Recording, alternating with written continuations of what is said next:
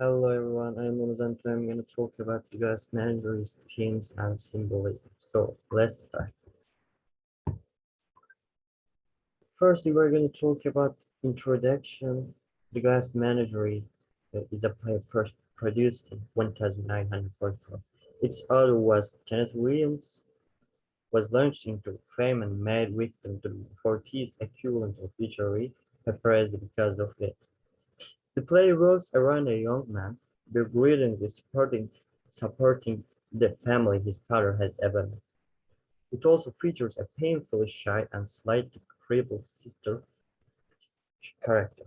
We can say this play is about a little bit a depressive play, uh, whose preoccupation with a collection of glass animals draws away from reality, set against the backdrop of depression, as we can see here.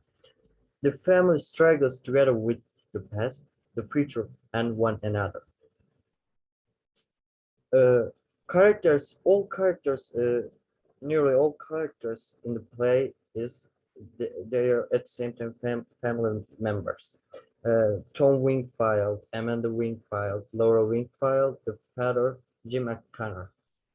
Now we're gonna talk about themes. First theme, the difficulty of accepting reality. Of the three Wingfields, reality has by far the weakest grasp on her. We can say they are living in another world in their minds. You can understand me. The private world in which she lives is populated by glass animals.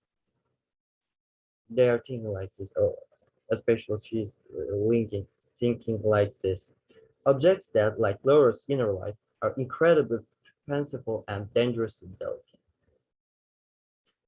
We are continuing with the difficulty of accepting reality. Tom is capable of functioning in the real world, as we see in his holding down a job and talking to strangers. But in the end, he has no more motivation than Laura does to pursue professional success, romantic relationships, or even ordinary friendships. And he prefers to retreat into the fantasies provided by literature and movies and the stupor provided by drunkenness. Now we are continuing with the difficulty of accepting reality. Amanda's relationship to reality is the most complicated in the play. Unlike her children, she is partial to real world values and longs for social and financial success. He is living in real world, unlike her children. Yet her attachment to these values is exactly what prevents her from pursuing a number of threats about her life. The impossibility of escape. This is the second theme. The play takes an ambiguous attitude toward the moral implications and even the effectiveness of Tom's escape. As an able-bodied young man, he is locked into his life not by exterior factors, but by emotional ones, by his loyalty to and possibly even love for Laura and Amanda. 13. Duties and responsibilities.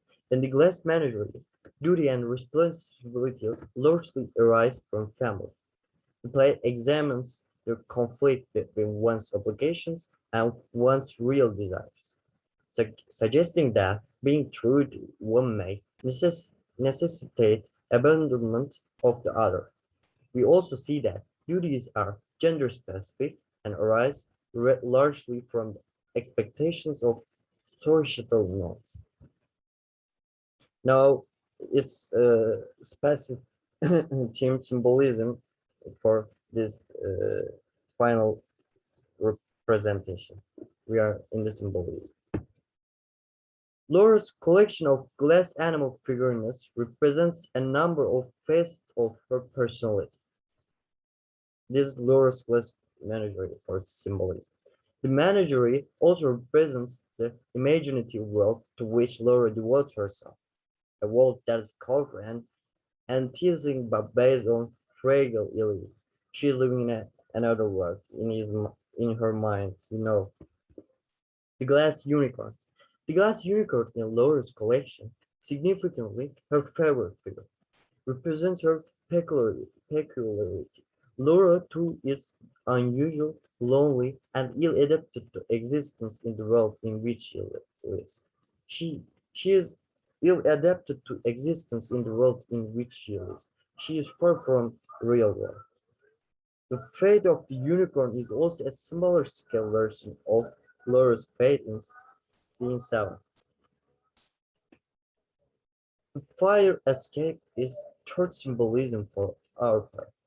The fire escape, a physical symbol, is used symbolically to represent various aspects of being trapped or as a method of escape.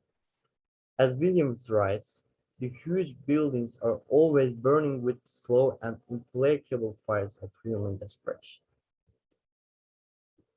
Yes, thanks for listening and watching me. It was the end of my final presentation. Thanks for again listening and watching me. Have a good day.